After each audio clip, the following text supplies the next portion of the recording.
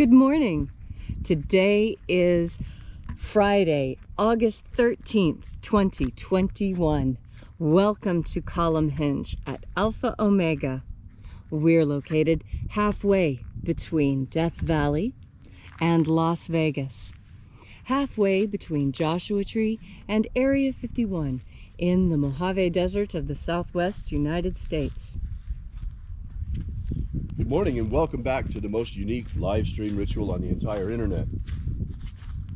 You have found your way to the lost magic of Jesus Revival. What you're about to experience is an anthropological and archaeological reconstruction of an ancient Christian ritual from 1769, rediscovered by archaeologists in Egypt.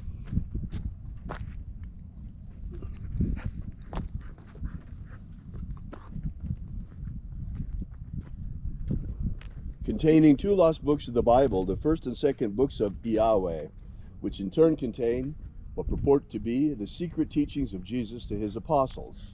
Part of that collection is an amazing system of magic called the opening of the Treasuries of Light. I'm Bishop David Griffin. I'm Bishop Leslie McQuade. And this is the lost magic of Jesus Revival. The sun is the dispenser of light to the earth. May the living light of the God Force inflame our souls with abundant life. Our destiny lies amongst the stars, and to the stars humanity shall ascend.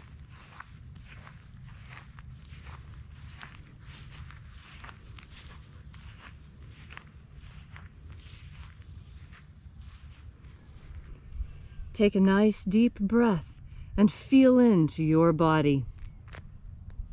Breathe deeply. Feel each breath as it moves through you. Follow your breath as the sensations on your skin expand and stretch. And as you are breathing deeply and feeling deeply into each and every part of yourself, visualize yourself as the tree of life, however it is you imagine that tree to be, and grow your branches up high into alpha sky. Drive your roots down deep into omega earth. I call on you in the east, alpha.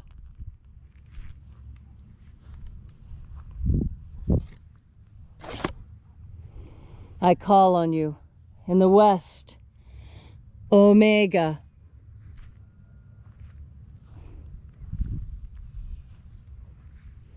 I call on you in the north, alpha.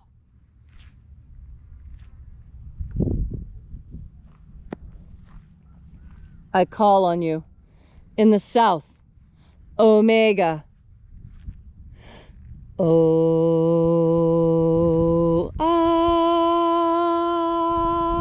Alpha, at omega, the beginning and the end, and the path of the age between, sunrise and sunset, and the path of the sun between, birth and death, and the path of life between, Alpha, omega.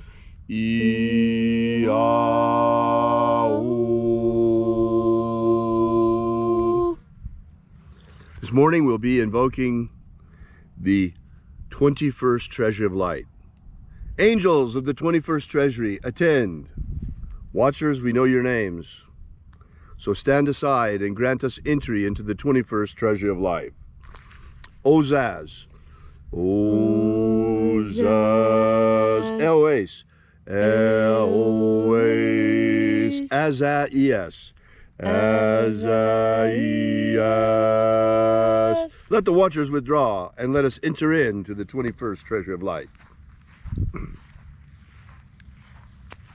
And there are 12 heads in my Father's treasury. And these are the names that are in the places when they sing praises to my Father, and he gives light power to them.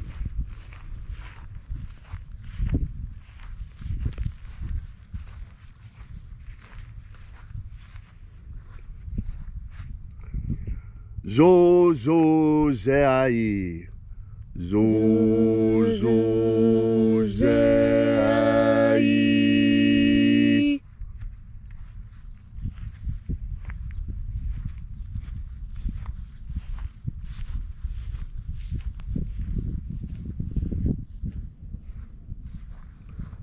Zohozai.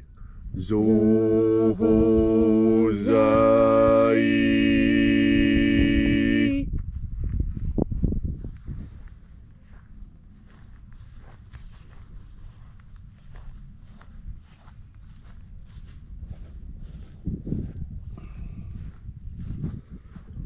Dozazaksai. Dozazaksai.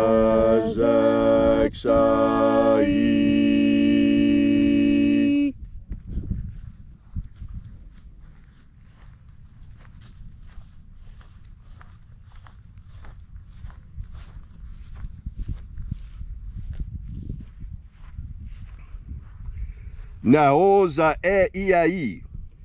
Naoza e iai.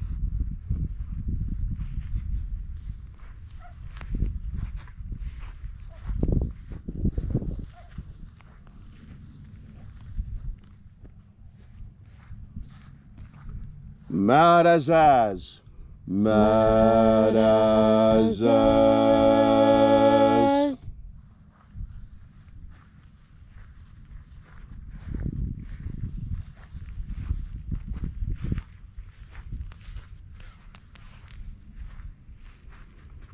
Oz Zaaz.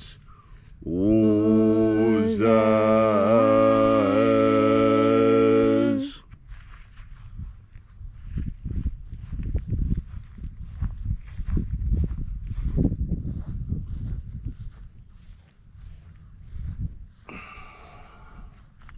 Ozaia. Ozaia.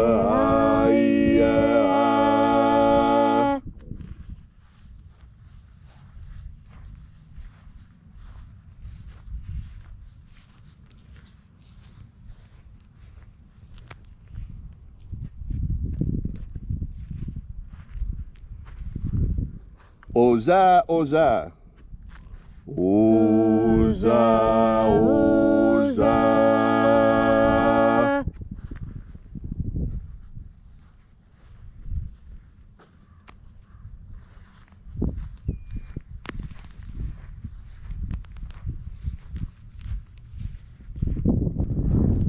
Oschos, oza. Oschos, oza.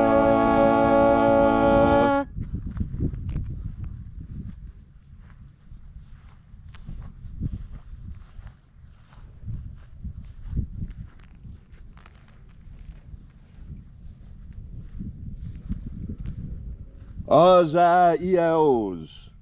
Azaiaos.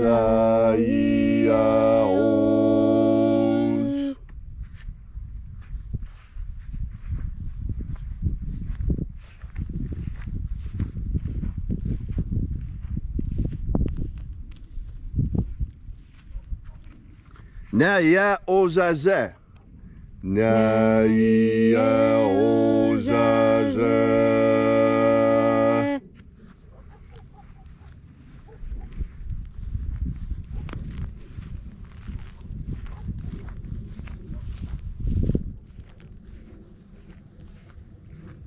Aenazaz.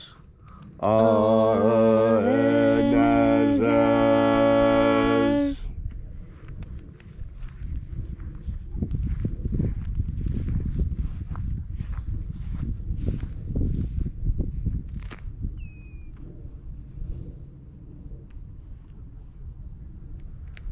So we completed our journey through the places, invoking each of the 12 mighty angels' head in its proper place and proper rank, until at length we came into the place of the midst, the place of the middle, the place of the center, the place of the Father of the Treasury of Light.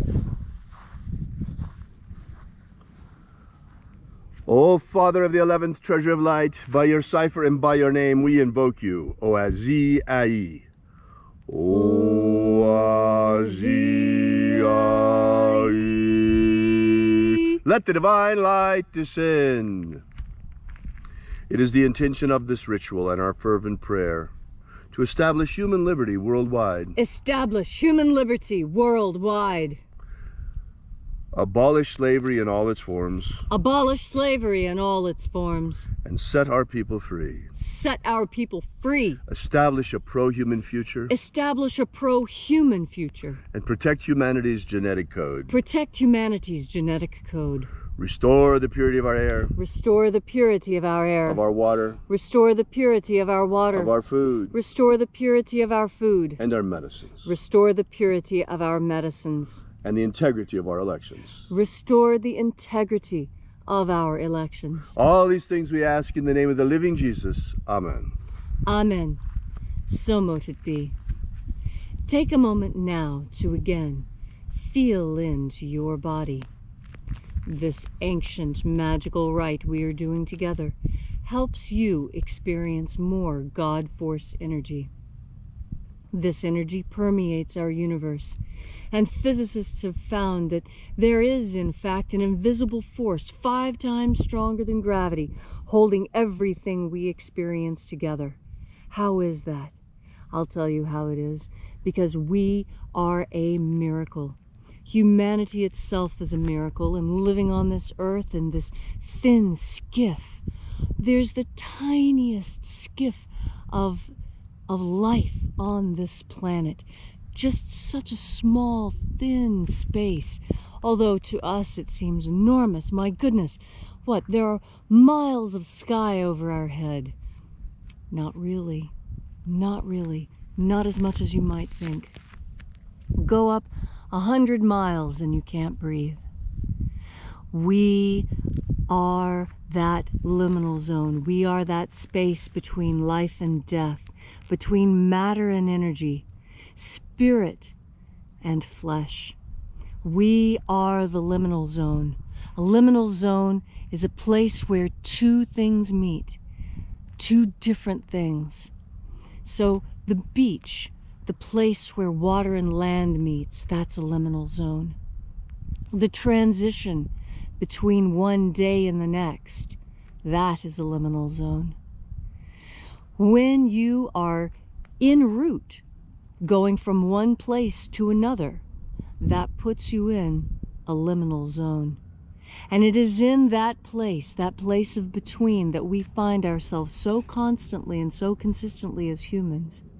This is part of what makes us magical. We walk with 1 foot on the earth and our heads in the sky. We are able to have an interior experience and an external experience simultaneously. These are the mysteries that this earth has given us. These are experiences unknown to all the other creatures filling all the other dimensions. There are so many levels of life right here beside us. The best example I can think of is death itself. There's a beautiful poem that I've heard read at nearly every funeral I've ever attended. And it's called, I'll Be Right Back.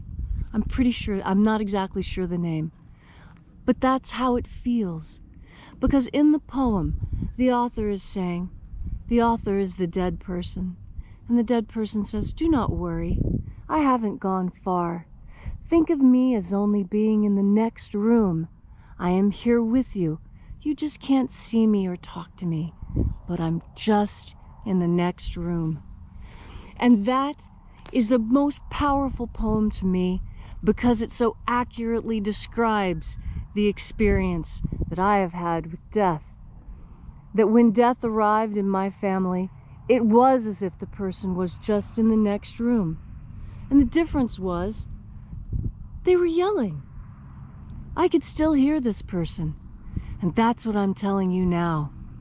Those people that you miss, the ones who have gone on ahead, they are as close as the next room. They're in the next dimension, right beside us. In fact, that other dimension is right on top of ours. Dimensions are stacked upon each other, one on top of the other, such that what we do in this dimension affects the others, such as the things that happen in those other dimensions affect us as well. And when we move on into that next dimension, there is still contact with this one. This is why we can talk to our ancestors through ancestor veneration, a practice all over the world, nearly ubiquitous. It is almost a cross-cultural constant, if not for Western culture. We venerate one ancestor above all others, and that's our Master Jesus. Because he was the one who taught us and showed us the reality of that spirit world. That with enough faith, with enough strength and training, you can reach out into that next dimension and pull things back into ours. That is what Jesus was doing when he brought people back to life. He reached out into that next dimension where our ancestors are and pulled them back into this one. What power! We all have this power. He told us we all have this power. And he too is as close as the very next room. We need only have faith in this idea. Our faith will move mountains. Our faith is the key. It's the connection between this world and the next and the world after that. Physicists know these dimensions are connected. This is why it is hypothesized that we are experiencing interdimensional visitations. Because our actions on this earth are having ripples throughout the rest of the dimensions, such that the inhabitants of those other dimensions seek to come into ours and change things. We cannot let this happen. We must be strong. It is our duty to protect this dimension, to protect where we live. We live here, and we will not accept anyone coming any closer to us. This is the boundary. This is the liminal zone that we protect. And as protectors of this boundary, as protectors of this dimension, we fuel ourselves with the divine. Everything I have said will become clear to you, and this great mystery will be revealed to you once you have opened your heart and taken in just one more deep breath of God force. Thank you, Leslie, for that beautiful message. If you'd like to know more, be sure to drop at our website at alphaomega.church. We'll see you again tomorrow, same time, same place, and until then, have faith and expect a miracle. And until we have the pleasure of each other's company again, may the God force run strong within you. And as always, may your magics work better than expected. And for those of you who are still here, I want to show you something special. Now, you might have noticed that I don't pull weeds around the fence line, and I'm going to show you why today. You see, these weeds are protective. These are tumbleweeds. And the tumbleweeds, well, that one's actually amaranth. These tumbleweeds, some of them have thorns, not all of them. But they're a barrier, you see. With the weeds here, you can't get that close to the fence. Now let me show you what happens when there's no weeds at the fence. You see here? See how the donkeys have come through?